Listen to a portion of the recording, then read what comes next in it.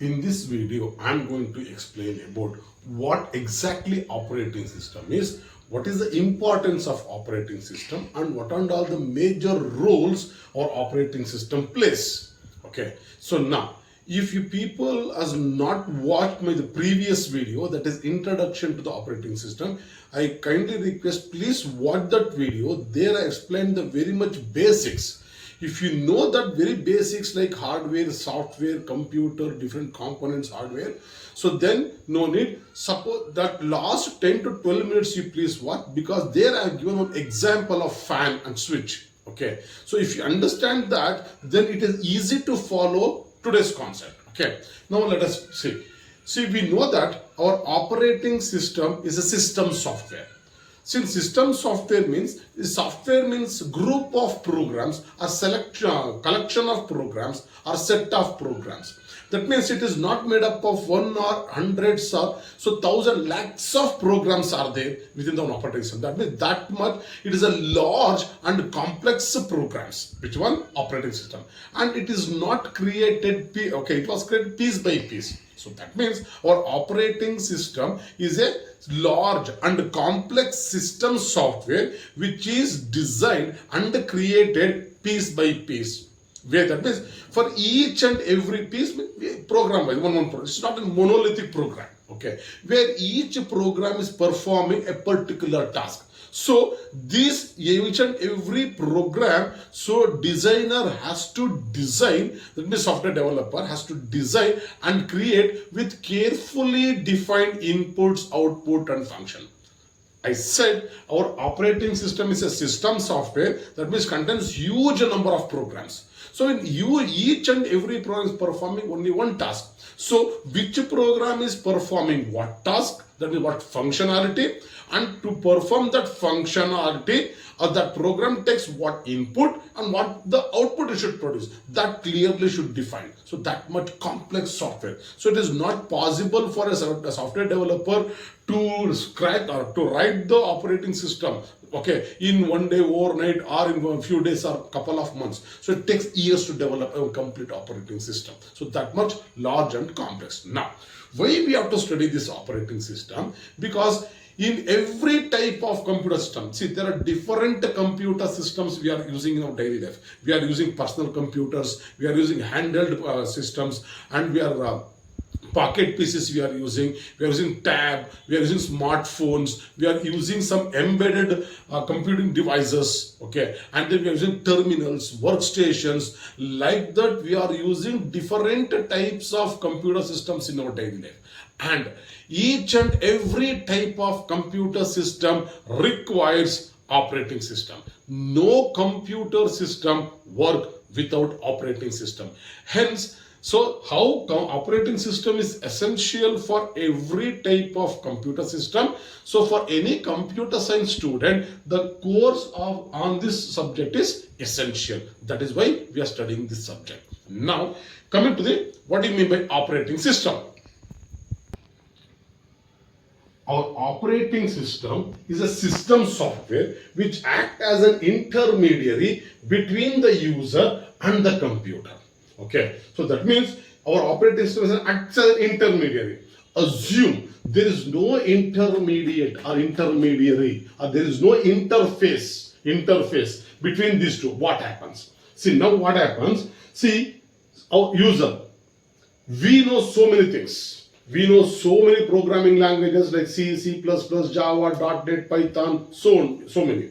And we know so many languages like English, Hindi, Kannada, Tamil, Telugu, Marathi, Gujarati, like that. We know so many other languages. Okay. And we know so many arithmetic operations, so many that logical operation, punctuations, full stop, comma, 2, 3, 4 number systems. Like that we know so many things, we human beings. But our computer knows only two things. Which are those? One is 0, another one is 1. Our computer knows only binary language, that is 0 and 1. Other than 0 and 1, it doesn't know anything. But Other than Python language, we know anything. That means whatever we know, this doesn't know, and whatever this knows, that we don't know. But still, we want to communicate. That means we need to assign some task. The task has to be get done, and the result has to be given. That means we need to communicate. How it is possible when we don't have common language? Okay, common way to communicate is not possible to communicate. So we need one intermediary or interface that will be our operating system.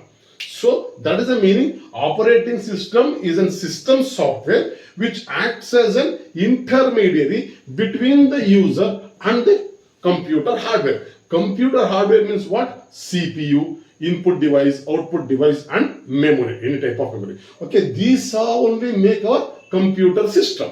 So computer hardware means these things. Now, assume there is, so this is one reason. Now we come to the technical reason. Why user is not allowed to access the computer hardware directly. I said it is not possible for user directly to use the computer hardware. It is not allowed. It needs this intermediary. Why?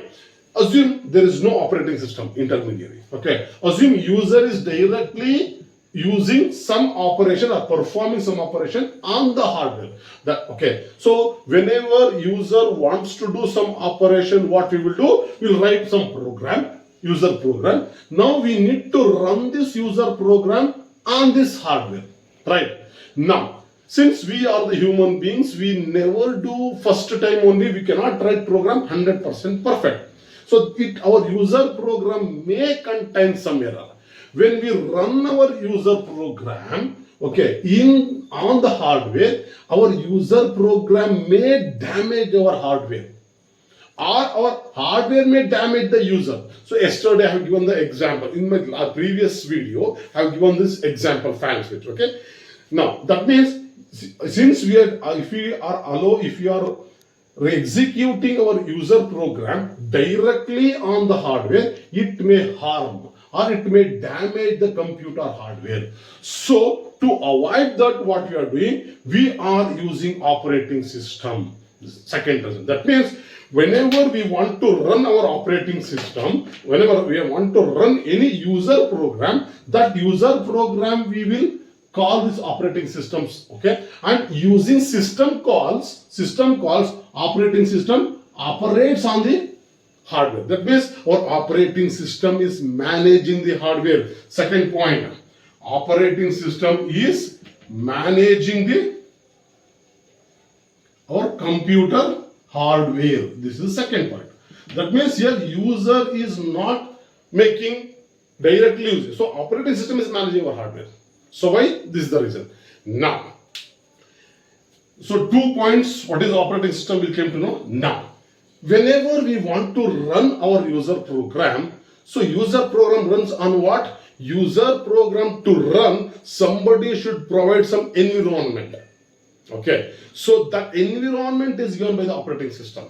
For example, assume in the school, a children wants to perform some operations. So in order to perform some operations, the kids need some platform, some stage on which they can perform. Assume some players wants to exhibit their talent, they want to play. They need one platform, they need one ground. Okay. Similarly, whenever we want to run our user program, this user program needs some environment, some platform. Okay. So that platform is given by what? Operating system. So operating system provides an environment in which our user program will run efficiently and conveniently.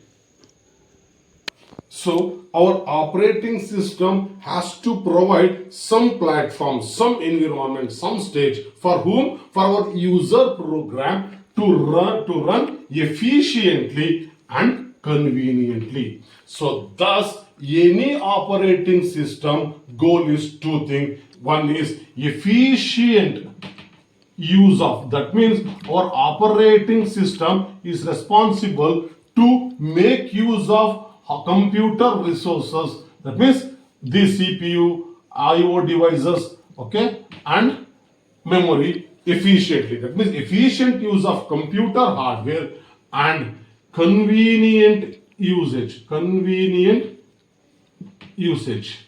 That means whenever user is using our system, our operating system should give convenience so that user is use the computer in a easier way. That means ease of use. Okay, these are the main two goals.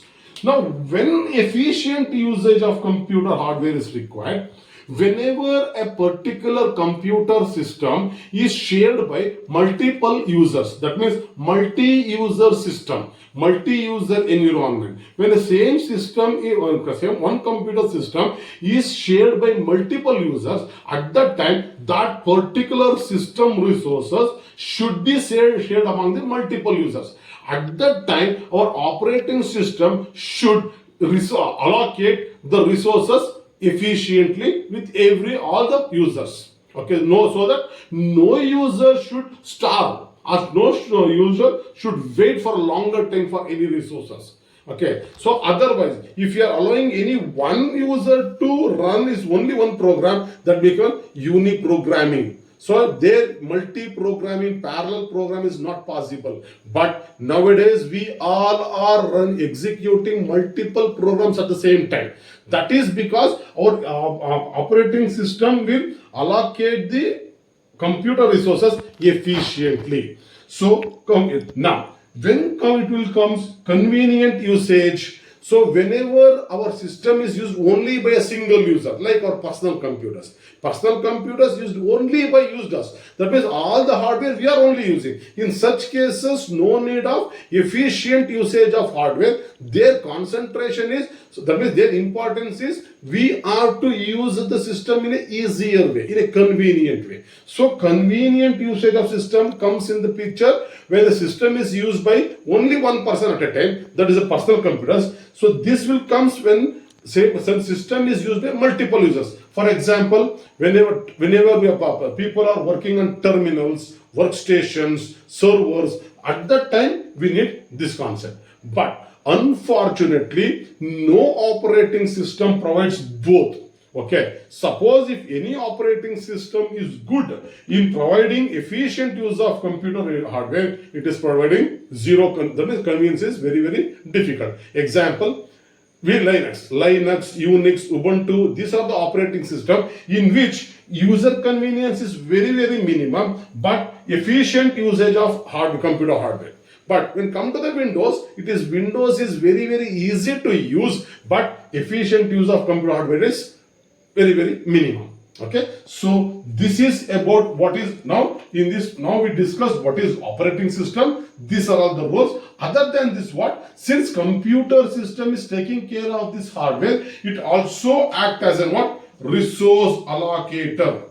That means our operating system should allocate which resource should be allocated to which user. That also taken care by this one. And so in the previous video I explained how it will perform memory management, file management. Okay, so then device management, process management, that I explained in the previous video. So you please go through that video also. And here I explained what is operating system, what exactly you mean by what operating system. And it also acts as an interface. See, operating system, any operating system gives interface to the user in two ways, either in graphical user interface or command line interface. That means, see, when we open our Windows operating system on my machine, so then we'll see icons. Simply clicking, double clicking, we can do all the operations. Okay, so that's what the graphic. That means everything we shown some icons.